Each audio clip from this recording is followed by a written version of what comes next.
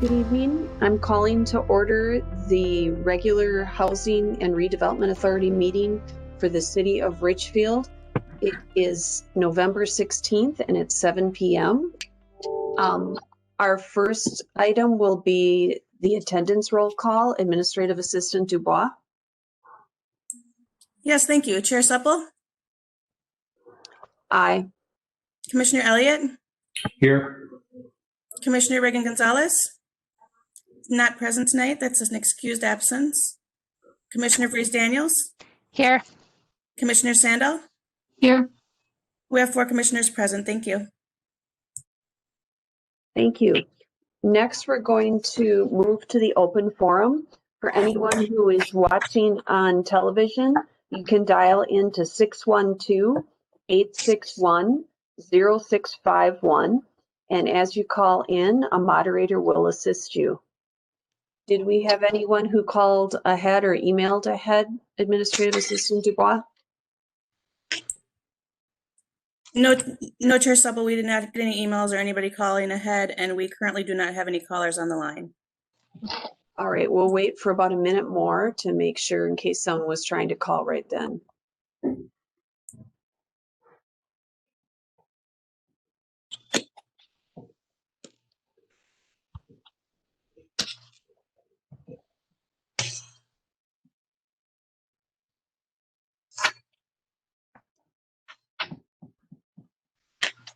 All right, if no one else has called in, we'll move forward with the meeting.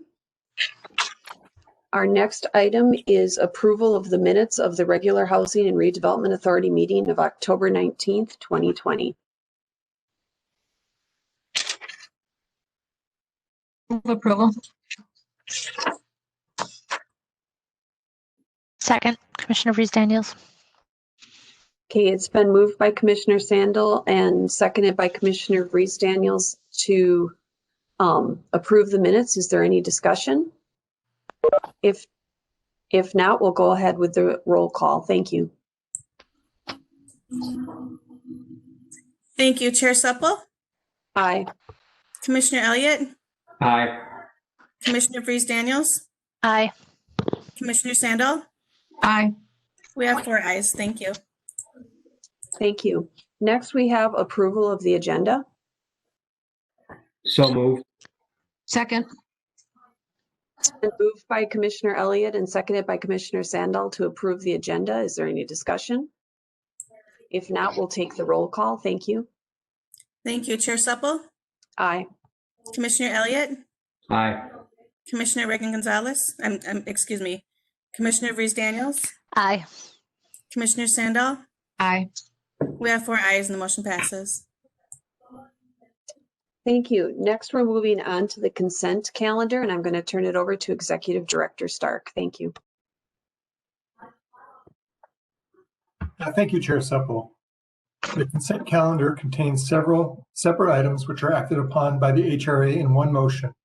Once the consent calendar has been approved, the individual items and recommended actions have also been approved, and no further HRA action would be necessary. All of the items listed on the consent calendar are recommended for approval. And tonight we have 3 items. Item A, consideration of revisions to the Housing and Redevelopment Authority's current subordination policy, last updated in 2012. Item B, consideration of the adoption of a resolution approving a subordination agreement related to the Cedar Point 2 apartments.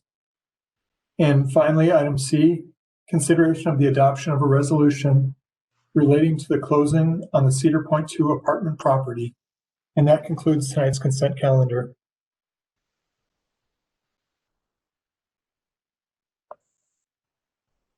Do we have a motion to approve the consent calendar? Commissioner Sandal, I move approval. Second, Commissioner Vries-Daniels. Okay, it's been moved by Commissioner Sandal and seconded by Commissioner Vries-Daniels to approve the consent agenda. Is there any discussion? I did want to say thank you for providing both the red line copy showing all the changes and the final copy. That was helpful. All right, if there's no further discussion, Administrative Assistant Dubois, could you please take the roll? Yes, thank you. Chair Supple, Aye. Commissioner Elliott, Aye. Commissioner Vries Daniels, Aye. Commissioner Sandal. Aye. Thank you. We have 4 ayes and the motion passes. Thank you. Our next item is a resolution to consider approving a contract for private development with Link 65 LLC, formerly Enclave Development LLC, for redevelopment of properties at 65th Street and Lindell Avenue, and authorizing issuance of tax increment limited revenue note. Executive Director Stark. Thank you, Chair Supple. Assistant Director Melissa Pillman has been serving as the project manager for this project, so I would ask her to present the staff report. Thank you, John. Members of the board.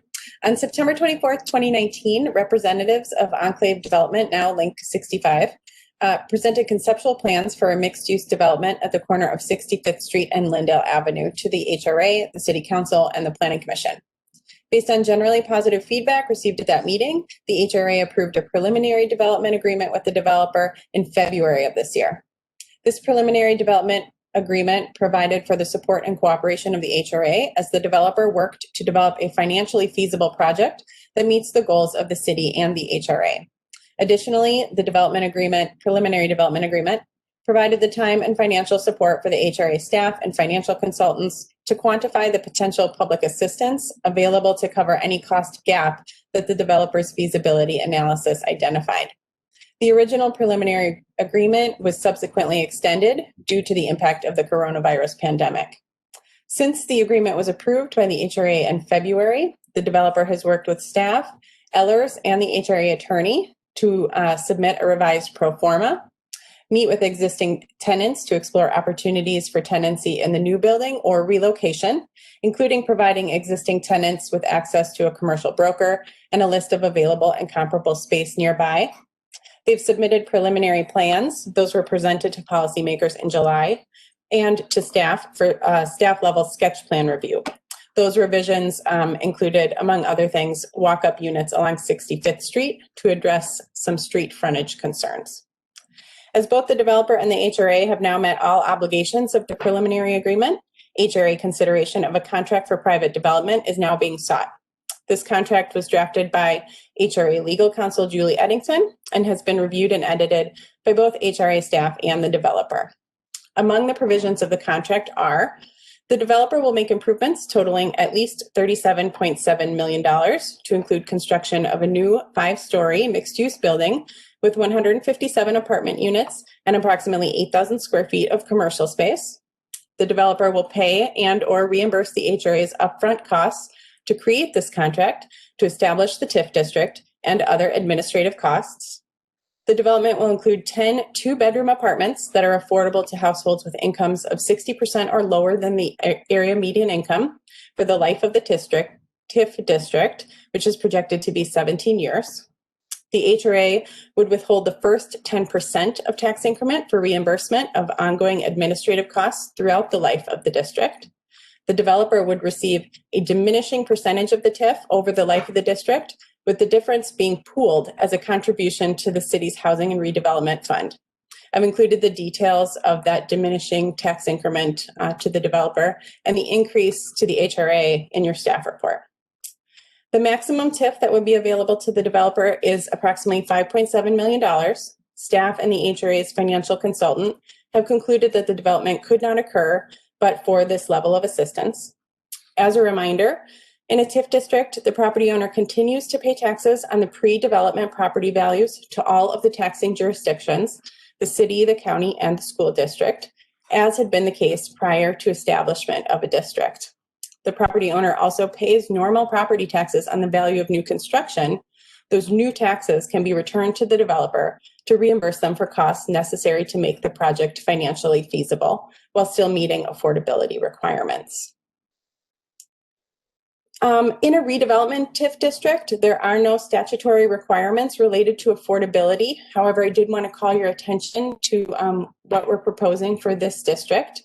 The city and HRA's inclusionary housing policy states that rental housing developments that receive financial assistance must either reserve 20% of the units for households earning 60% or less of the AMI, or contribute 15% of the available tax increment generated to the Housing and Redevelopment Fund. The proposed agreement would provide 10 affordable units, which is 6.4% of the total units, plus a 15% contribution to the Housing and Redevelopment Fund. And that's in addition to the 10% admin that we would retain for staff costs and other administrative costs. This contribution has a present value of approximately $812,000. Let's see if there are any other things I wanted to highlight here for you. The TIF would be provided in the form of a pay-as-you-go note. It would not pose a financial risk to the HRA. The risk would be to the developer if the property failed to pay adequate property taxes. The developer would be obligated to reimburse the HRA for legal and financial costs associated with drafting this contract and evaluating and establishing the TIF district. Over the life of the district, the HRA will receive approximately $691,000 in administrative funds as well. That's our 10% of admin.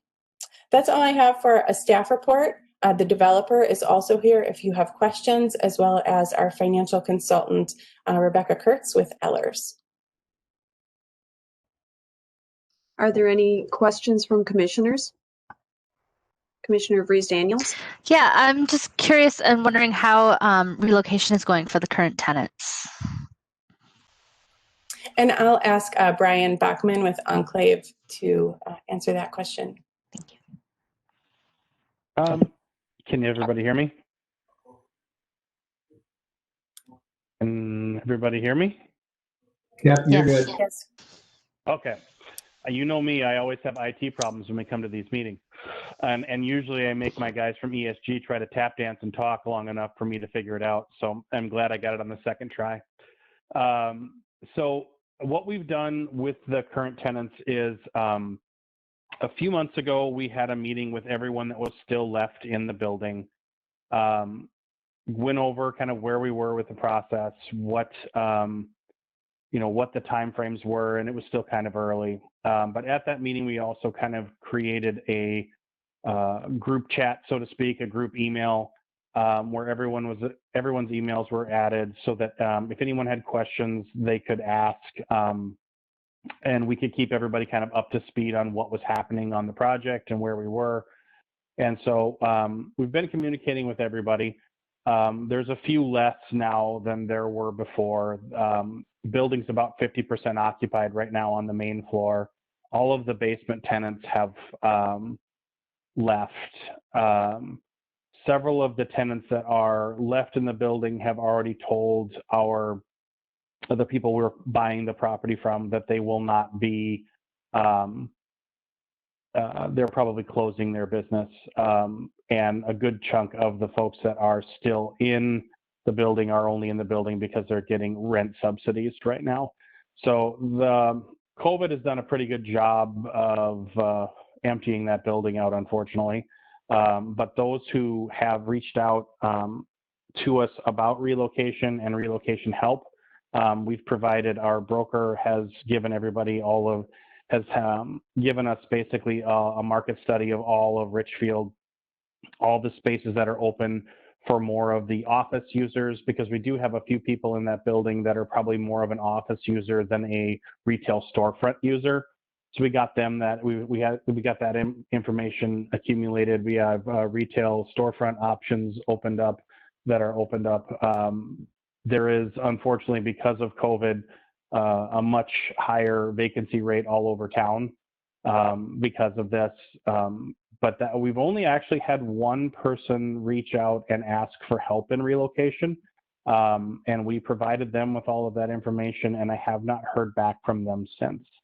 I think there's, 2 or 3 strong users that COVID hasn't affected quite so negatively left in the property that I have very little doubt will be a strong user somewhere else in the community.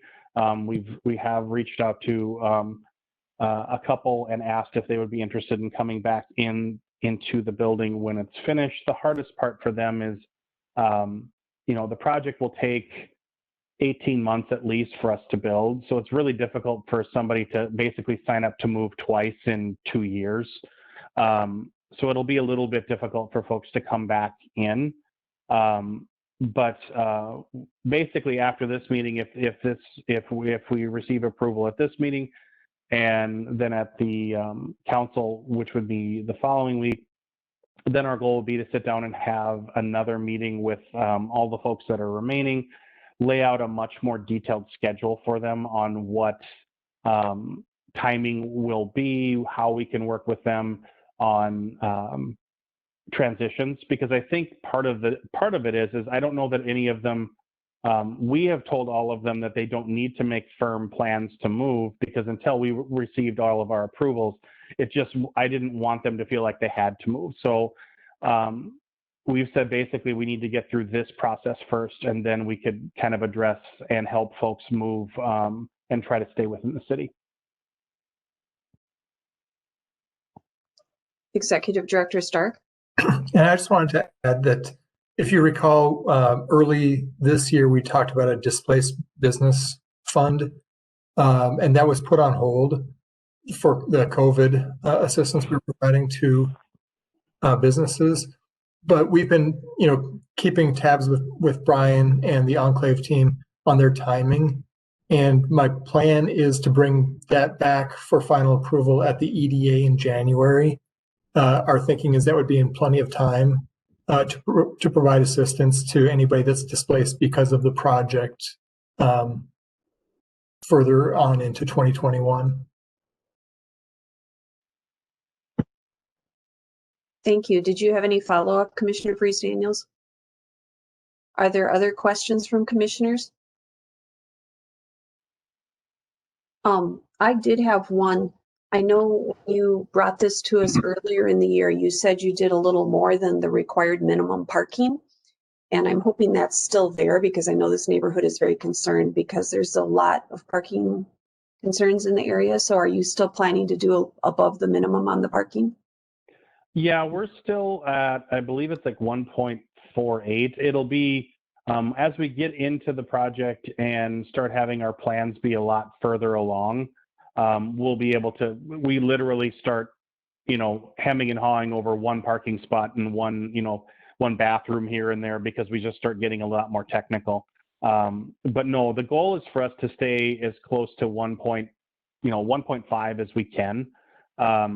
Which is lower than some of our other suburban projects, but this project being first ring, having the having the mass transit right across the street, and being a little bit more of an infill, we're excited about that. Also, I think Melissa can maybe correct me if I'm wrong. I do believe that with the street parking that will be a little bit further down Lindell, when the roundabout happens, I think we pick up a few street parking places as well, which will certainly help with the retail spaces.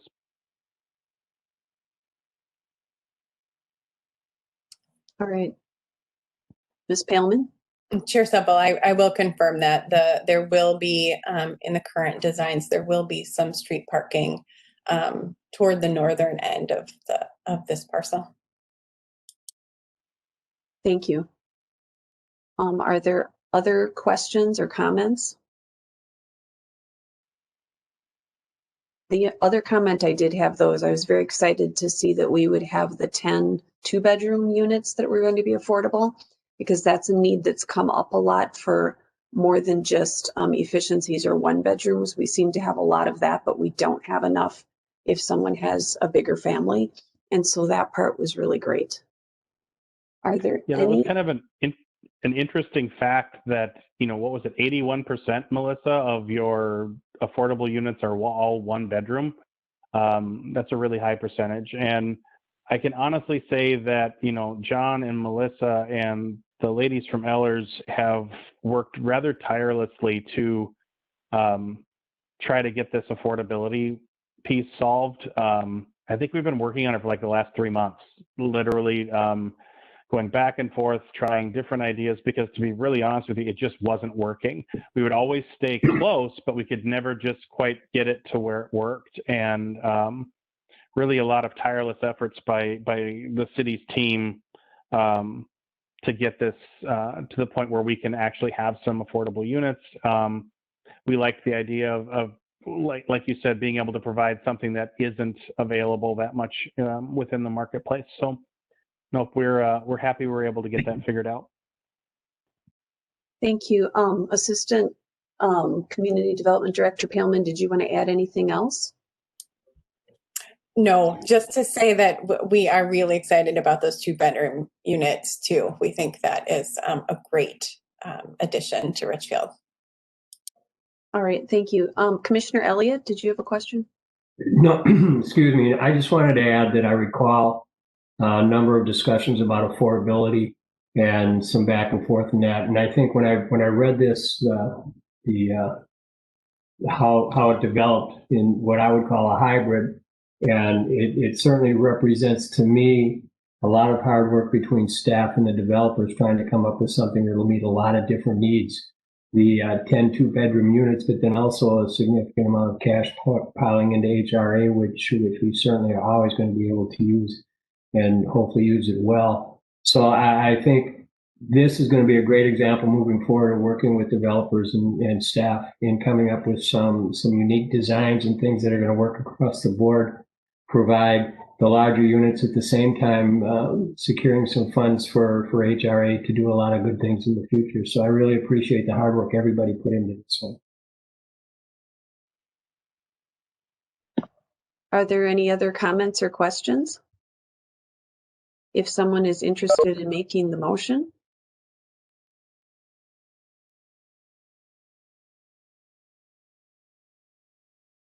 Commissioner Sandal, you had your hand up. Was that for a question or to make the motion? I believe you're muted. I'm sorry.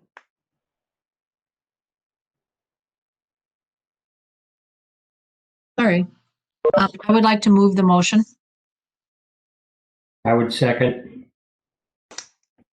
All right, it's been moved and seconded to approve a resolution approving a contract for private development with Link 65 LLC and authorizing the issuance of a tax increment limited revenue note.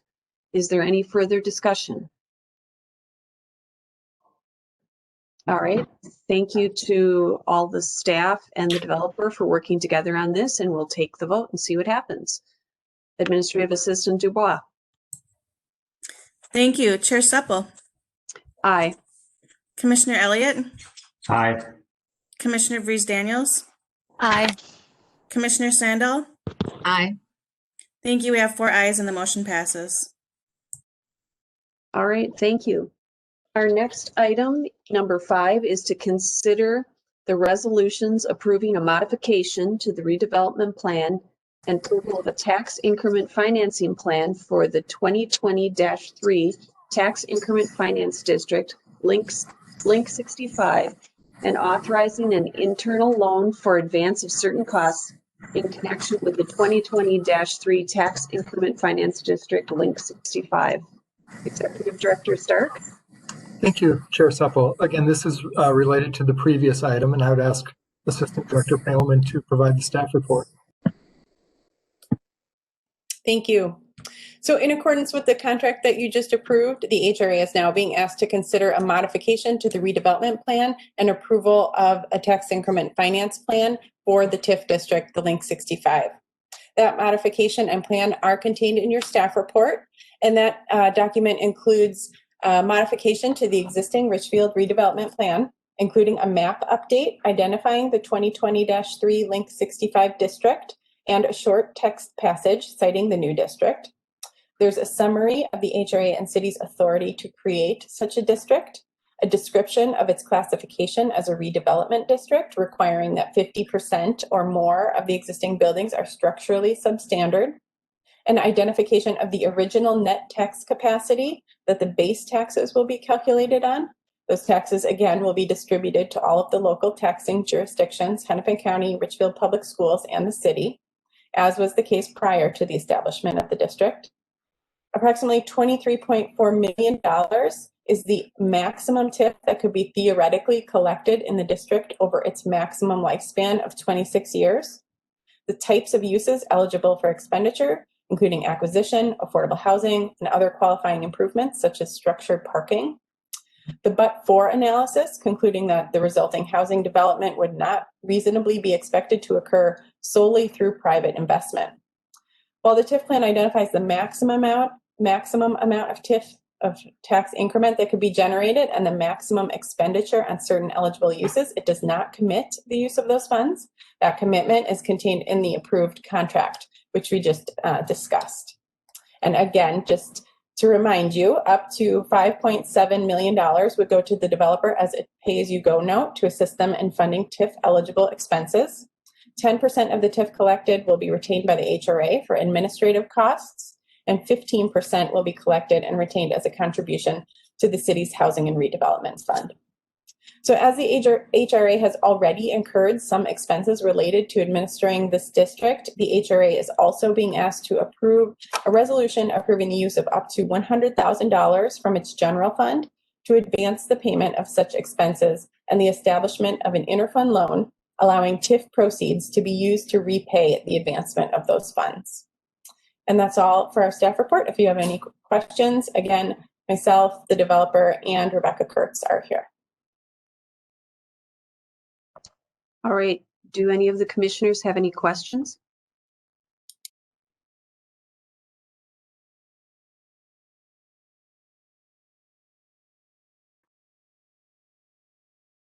All right. Hearing none, would someone like to make a motion?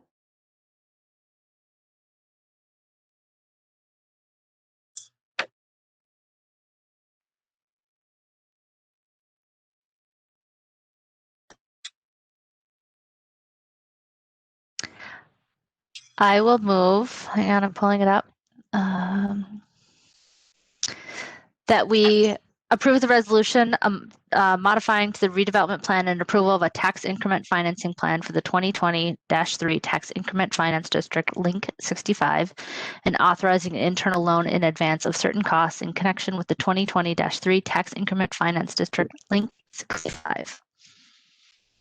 And I will second that motion. Okay, it's been moved by Commissioner Hre Daniels and seconded by Commissioner Sandal. Is there any further discussion?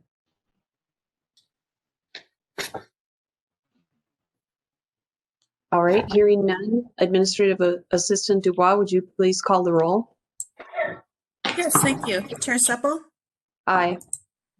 Commissioner Elliott,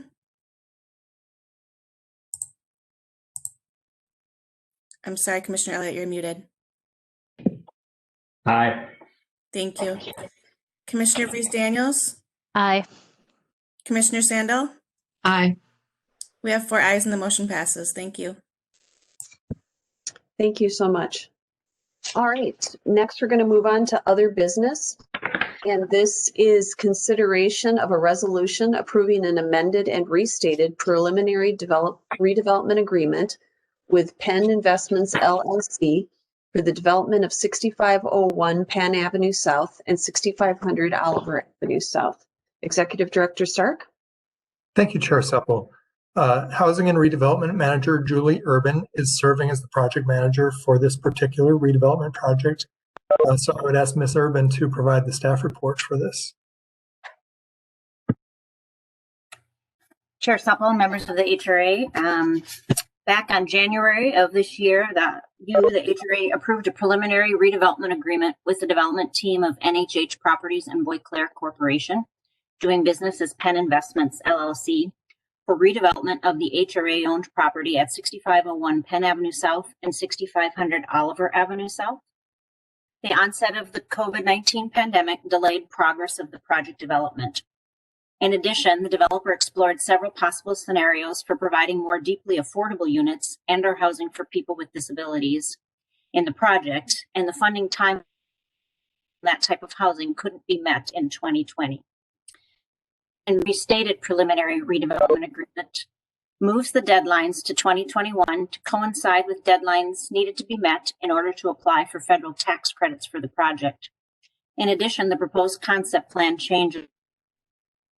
Up to 69 apartment units would be constructed in a first phase.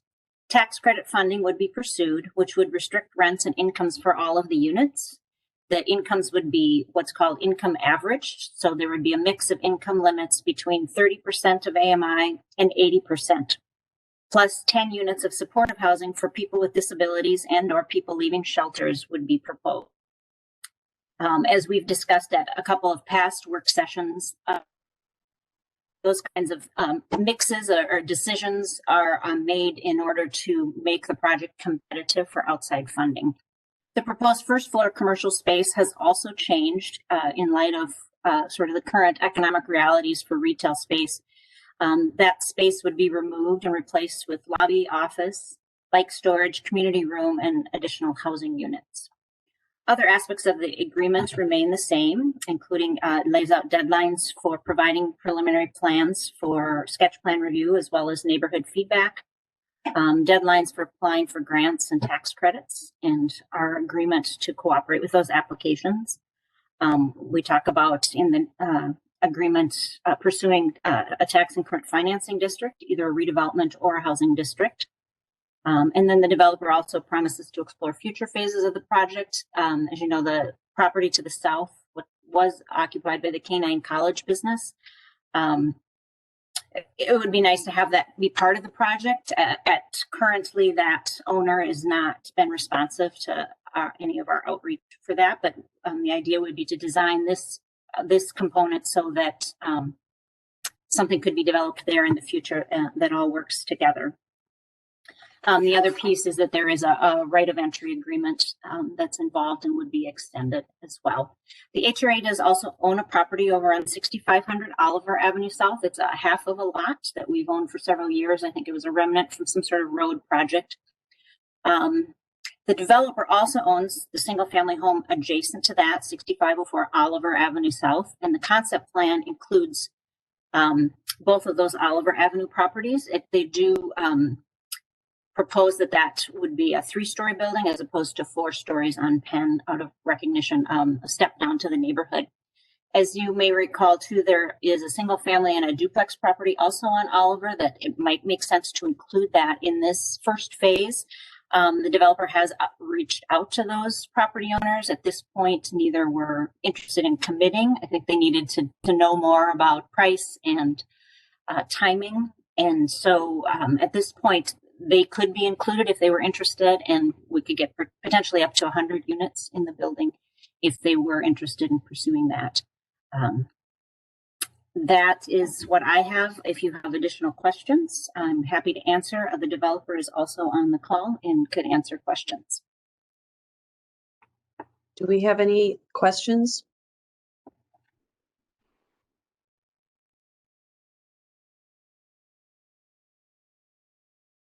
All right.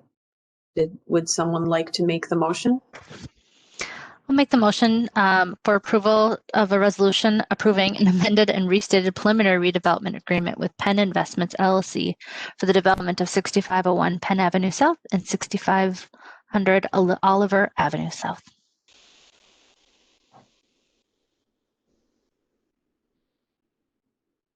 I'd second.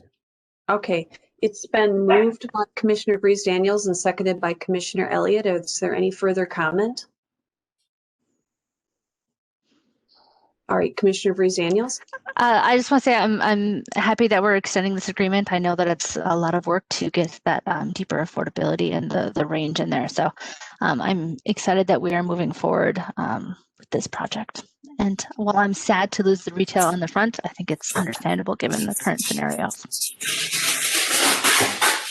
Yeah, I was going to also comment on the commercial because from what I understand from media reports, in this south part of the metro, there are a lot of empty storefronts on the bottom in retail spots, and so just adding more, it would be hard to find tenants. So I think it's good that they've been flexible and switched up their plan because I think it'll probably be more reasonable. Are there any other comments or discussions? All right, seeing none. Administrative Assistant Dubois, can you please take the roll? Yes, thank you. Chair Supple, Aye. Commissioner Elliott, Aye. Commissioner Vries Daniels, Aye. Commissioner Sandal. Aye. We have 4 ayes and the motion passes. Thank you. And thank you to all the staff and the developers and everyone that worked on this, because I know, like, as Commissioner Vries Daniels mentioned, there's a lot that goes into putting together a package like this.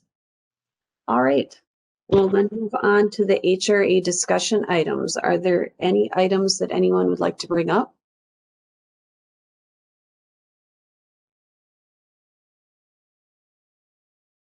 I would like to do a little bit of a promotion for the Kids at Home program, because our applications are open right now and they're open through November 23rd. So Housing Manager Urban, could you tell us people a little bit about how Kids at Home works? Thank you.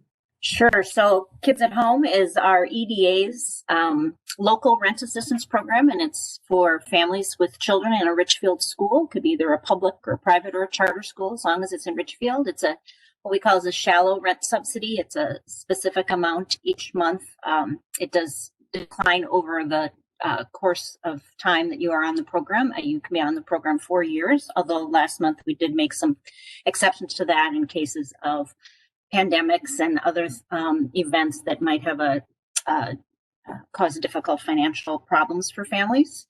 It has a supportive service component, and almost really a community building component called Parent Share that we ask our families to participate in, and they've done an admirable job participating in spite of the pandemic and figuring out Zoom just like everybody else and continuing to have community with each other. And I just give a shout out to our consultant, people with capes, and our staff person, Lynette Chambers, for being creative and still really working to maintain good relationships with our families and help support them through what's difficult times, especially difficult times for folks whose jobs may be less secure and more subject to something happening in this time. So that there's a few openings. We can maybe have up to 5 families, 3 to 5. So we'd like to get them started at the beginning of the year, and welcome applications. And Thank you. And I'm assuming the applications are on the city website somewhere, or they could contact you? Yep, so they can go on the city's website, and normally those are only on for a certain period of time, and then there's another week or so to prepare. Because we were announcing it tonight, I did ask that the applications will still be available through, I believe it's next Monday. And then there's just some documentation that you have to pull together. I know some of our social service organizations like VEEP can assist families with figuring some of that stuff out if they would like. A lot of times VEEP is a referring agency, knows of families that are good fits for the program. We also get a lot of good from our apartment managers. Lynette does a great job of having relationships with our managers, and they often know of a family that can really benefit from this kind of extra. Oh, thank you very much. And speaking of VEEP, I want to put their phone number out there. So if there's somebody that needs help with rental assistance or food, they can contact VEEP. They've been a good partner with the city. And their number is 952-888-9616. And there have been also some other programs through the county to help landlords, because sometimes the landlords need help as well as the tenants, and programs for the tenants, and people can contact Hennepin County about those. Is there anything else for the HRA discussion items? All right, then we'll move on to the Executive Director's report. Thank you, Chair Supple. I've got a couple of items tonight. One we had sent you in advance earlier today. And if you recall, last month we did the annual TIF report where we go through each TIF district and identify the any outstanding obligations, the kinds of increment that we're receiving. And we shared with you that the Interchange West and Lindell Gateway TIF district is a little more complex than the others. It's complex for a few reasons. One is typically our TIF districts, it's one project to are 3 projects in the TIF district. The Castile Place townhomes on Garfield between 76th and 77th. The Main Street Village senior housing and offices on Lindell between 76th and 77th. And the Best Buy corporate campus. Each of these projects really differs in how they generate increment. They differ in how the agreements treated the increment. So that makes it complex. And the amount of increment coming in this TIF district is relatively high. So for these reasons, we had asked Ellers to help us analyze the tax increment that we have collected as administration and pooling in this district. And Rebecca Kurtz from Ellers is here. And she is going to provide kind of the analysis that they conducted in the form of a memo to staff. And I'm going to try to share my screen and hopefully show you the documents she's discussing. I'm going to find it first. Oops. Thank you, John, and thank you for sharing your screen for me too, because I was having technology issues, so I appreciate that. But again, Rebecca Kurtz from Ellers. John did a nice introduction of what we hope to accomplish or why we were looking at this district with a little more scrutiny than what we have looked at some of the other districts, just because of the complexity that goes with all of the projects and the different requirements for each of the projects. So again, we took some time to review the TIF district in its entirety and really focused on 3 main compliance issues to see where we were at. We looked at determining if we were within the requirement of the maximum 10% available for administration of the district. We, along with that, looked to make sure we were in compliance with the 25% pooling limit. And while we looked at that, where we are at today, that is, both of those requirements are looking at end of district terms. And one of our concerns, you may recall, was that we may have been over those requirements today, but looking to make sure that we are within the limits when the district is decertified in 2025. And then in relation to, or in conjunction with that, we looked to just see if there was any need for a modification to be done prior to the district being decertified by its required date in 2025. So with that and our findings, overall, the message that I am bringing to you this evening is that the district is well managed. We are below the requirement of the 10% maximum for administration, so there is some room for that. We are within our 25% maximum for pooling, and I will go into each of these in a little more detail in a minute here. And then regarding modifications, a modification would only be needed if you wanted to consider doing some additional pooling for affordable housing, which I also will detail here in just a minute. So looking at the first requirement for pooling, what we are projecting, and we tried to be conservative with our estimates. We looked at what has actuals to date through 2019, and then took the increment that is being generated with the market values and tax rates for 2020, projected that forward through 2025 being flat, so did not assume any increases in market value or tax rates. So with that, these numbers that we are presenting this evening, we believe are as close as we can be with the information we have today, but knowing that market values may change and they may slightly be adjusted as we move forward over the next 5 years of this TIF district. But with what we know today, the HRA can continue to annually budget about $143,100 for administration of the district. We did find that when we looked at the TIF district as a whole with all 3 of those components and projects, we actually are not using the full 10% for administration. We are using closer to 6%. However, that difference of the maximum of 10 and using about 6 ties into the overall pooling that the district can have. So the 25% maximum for pooling does include whatever the city or the HRA is retaining for administration. So if you're not retaining the full 10% for administration, it gives you a little bit more that you can retain for pooling to get to that full 25%.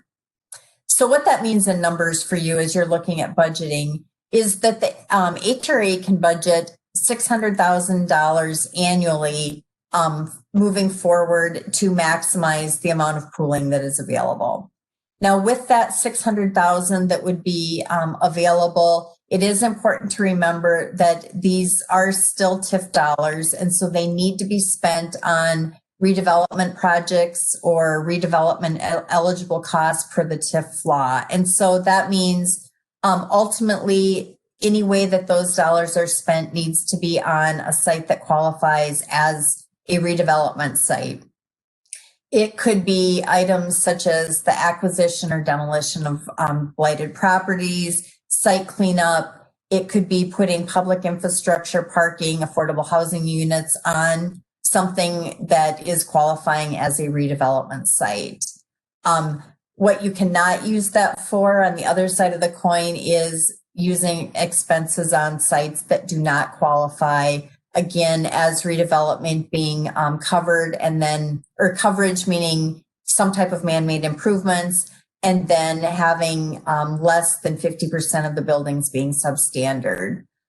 You also cannot use that $600,000 or the pooling dollars on just infrastructure maintenance. So if you have street improvements that need to be done but are not in conjunction with a redevelopment project, you would not be able to use the dollars. You would not be able to use them just for plain staffing or regular budget items. Again, it really needs to tie back to those redevelopment requirements.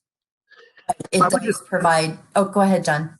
I would just add on the $600,000, we are currently spending about $350,000 of the increment from this TIF district on these types of uses.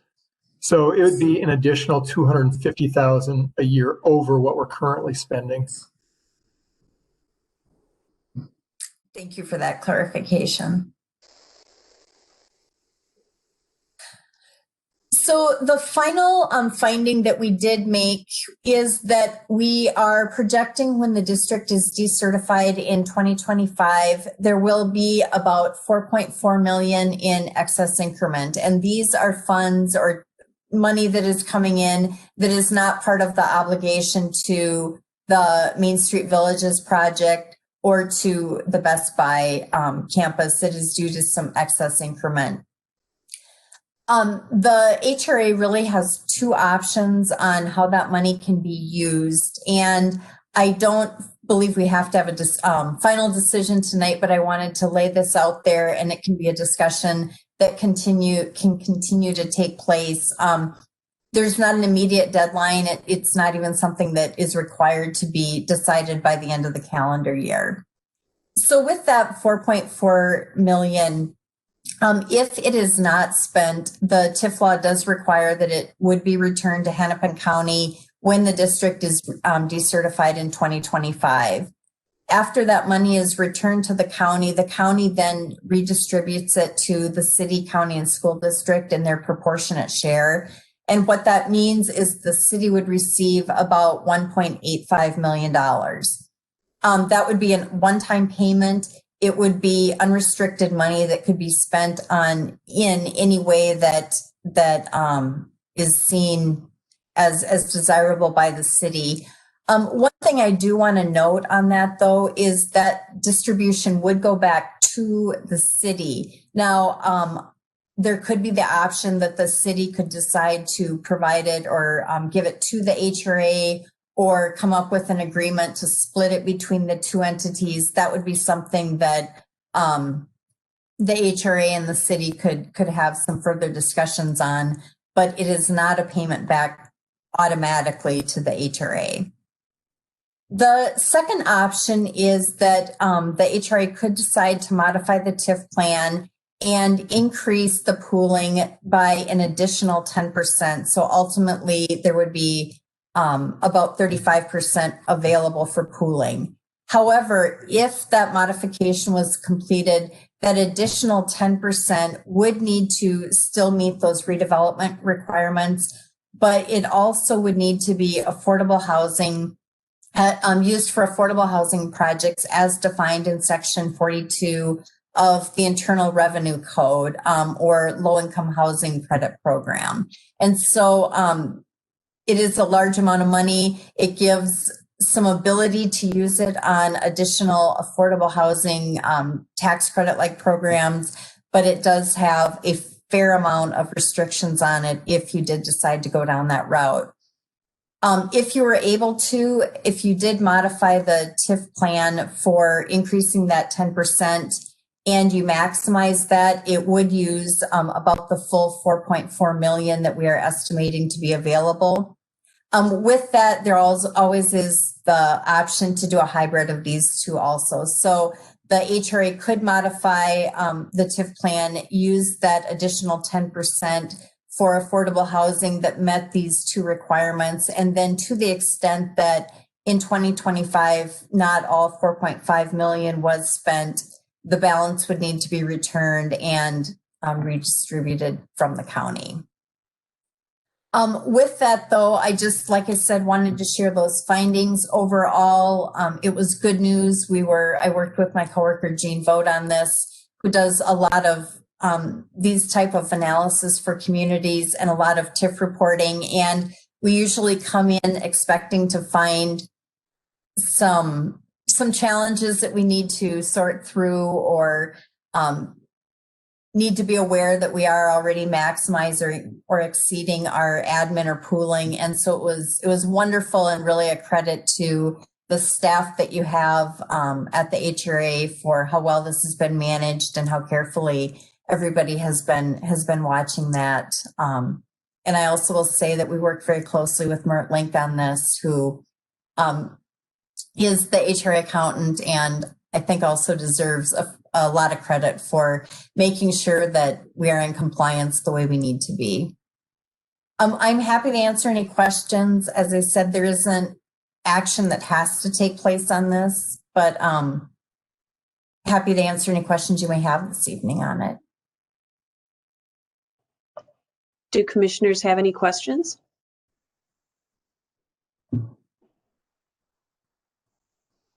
Well, thank you for that very thorough report. And it looks like Commissioner Sandall, did you have a question? Not a question, but a comment. I think it's an excellent suggestion that we figure out a way to use the funds to provide for some additional affordable housing, because that's something that we've been talking about. And here's a mechanism that might work. So I'm really positive about watching us try and go forward to do that,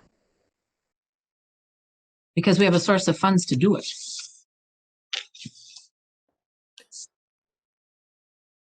Thank you. Executive Director Stark, were you about to say something?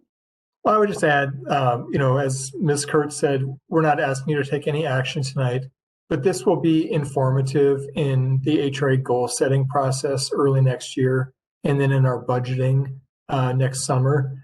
And, by that time, we will spend some more time on the pros and cons of either redistributing the excess increment or modifying the TIF district for more affordable housing. Each approach has some positives and negatives. So we should be able to share more of that with you as part of your goal setting. So I had a follow-up question. I know this might be involving an EDA program, so you can tell me if I'm totally out of order here, but could the funds be used for things like the apartment remodeling funds, or does it have to be a different type of project? I believe it could be used for those as long as it met the requirements of the funding. Mm-hmm. All right, thank you. Are there other questions?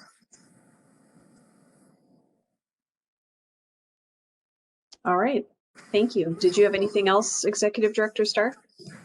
Yes, and this is a little bit out of order as well. It's more of an EDA item, but since it's the same board on the HRA and the EDA, I would just share that the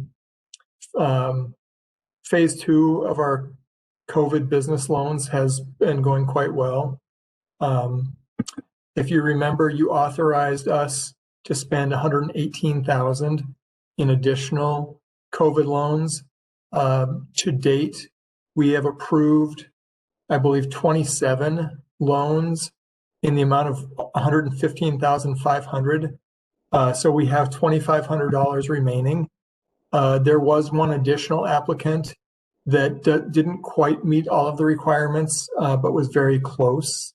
And so with the latitude that you gave me and the way you approved the program, I think we will end up finding some way to use the additional $2,500 to assist businesses.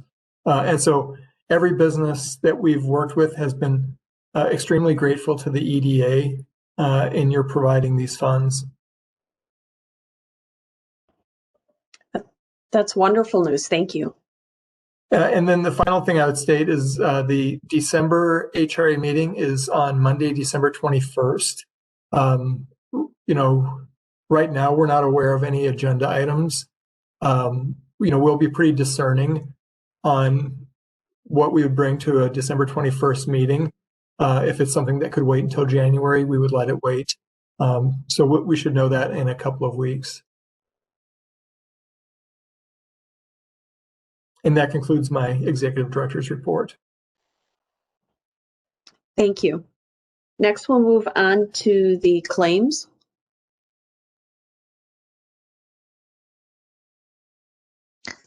I'll move approval of claims. Second. Okay, Commissioner Breeze Daniels has moved approval of claims with a second by Commissioner Sandal. Is there any discussion? Hearing none, Administrative Assistant Dubois, can you please take the roll call? Yes, thank you. Chair Supple. Aye. Commissioner Elliott. Aye. Commissioner Breeze Daniels. Aye. Commissioner Sandal. Aye. We have 4 ayes and the motion passes. Thank you. All right, seeing that we have no further business, thank you all for your time tonight and we stand adjourned.